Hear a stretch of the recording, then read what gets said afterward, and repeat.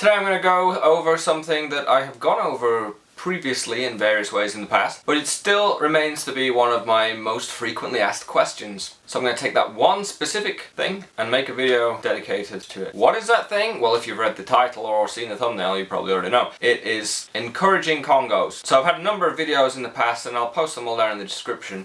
There's a Congos video, there's dreadlocks growing together at the roots video, and there is a separating dreadlocks video, and so they're all kind of related, but a few times a week I will still get asked, how do I encourage Congos? So here we go. Here's an example of a Congo, which is two dreadlocks that have been fused together at the root so that they now grow out as one dreadlock. Lots of people like this, lots of people don't like this, and as I've said, I've linked my previous videos in the description where you'll find more things on congoing in general and how to avoid it, but this is basically just talking about how to make this happen, how to help this along. If you don't separate your dreadlocks, especially when they're young, this can happen by itself. You can find that the roots just grow together by themselves. So one of the most common pieces of young dreadlock maintenance is separating dreadlocks, and if you don't do that, then you can find Congos forming quite freely. But some people get them to grow easier than others. Often the people that don't want them. So often I get emails saying, oh my god, I got all these Congos forming and I really don't want them, how do I stop it?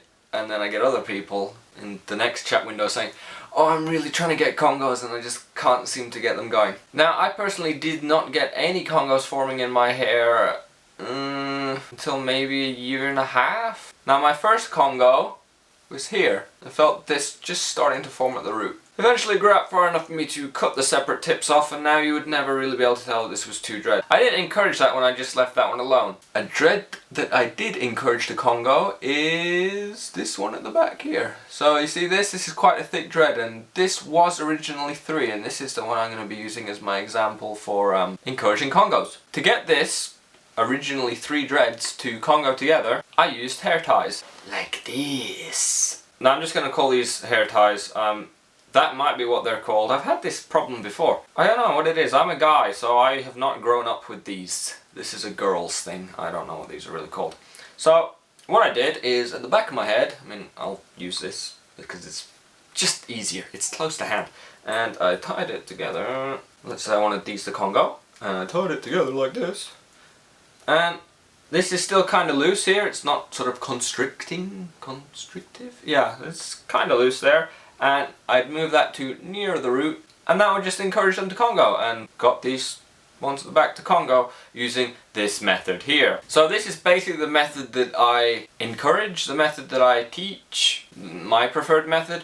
I am not saying it's the only method. There are methods out there involving crochet hooks and strange different slightly invasive ways to force dreadlocks together, but the methods that I teach on lazy dreads are pretty much foolproof, and that's because I don't want any of you guys to risk your dreads on, my behalf.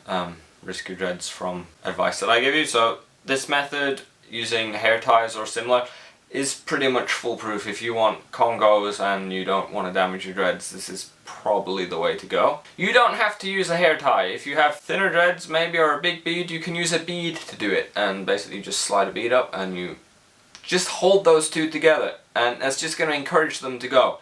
It's kind of the opposite of separating, opposite of splitting. So splitting, you're pulling them apart to keep them apart. This is holding them together, and you just start to get them to start to hold together with little knots between the two dreads, and then eventually you'll feel confident enough to take this out permanently. When you are using a method like this, you should go about it the same way that you go about it with beads. So if you've seen my bead video, you will know that you don't really want to have anything in your hair when you wash it, because anything squeezed against there is going to increase the likelihood that bits of soap are going to get stuck behind. So when I was using this method to encourage Congos, I would take this out when I washed my hair. Another good practice for taking these out when you wash your hair is you don't want loose hairs to Congo over the top of these and then not be able to get it out. I know when I was using this method on the dreads at the back, when it did come time to take them out for washing, sometimes I'd have to really pull because they'd started to get stuck in. A quick note, these methods are slow. These methods will just bind dreads together at the root. So at some point, this dreadlock used to be like this, growing out of my head, and then it bound together at the root, and then they grew out, fused at the root. You can see now there's actually a third one in there too. But some people get confused and think that all my Congos were originally formed from two like this and then they fused along the body. That is not really going to happen with mature dreads. You can get that to happen with younger dreads that are still soft and still in a position to start to stick together like that. But mature rope-like dreads, there's nothing there to really do it. If I did want to, you know, really try and get these ends to stick together, then I would probably either go for a wrapping or sewing method, so I could maybe sew these two together and eventually they'd start to look like one dread. A warning, once this is started, you cannot really undo it. You see this here? This is no longer two dreads. I could not split this back. This has grown out as one dreadlock. This is not two dreads stuck together anymore. So you kinda have to be pretty sure you want to do this, because after it's grown out a little bit, you will no longer be able to just pull these and separate these. I would not recommend trying to separate this back into two dreads. It would have to be done with scissors, and then you, well, I mean, especially with this one because it would be quite thin, you really run the risk of accidentally making one weak and having it fall out. Hopefully this video has helped some of you out, because it is a really popular topic for questions to be sent my way. If you still have any questions, comments, queries regarding, you know, this topic or any other dreadlock topic or me myself, please leave it down in the comment section to this video.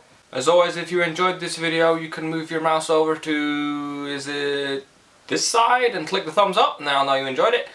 If you push the subscribe button, you will get all of my future videos sent to your YouTube feeds. Thank you for watching. Hope to see you again soon. Farewell.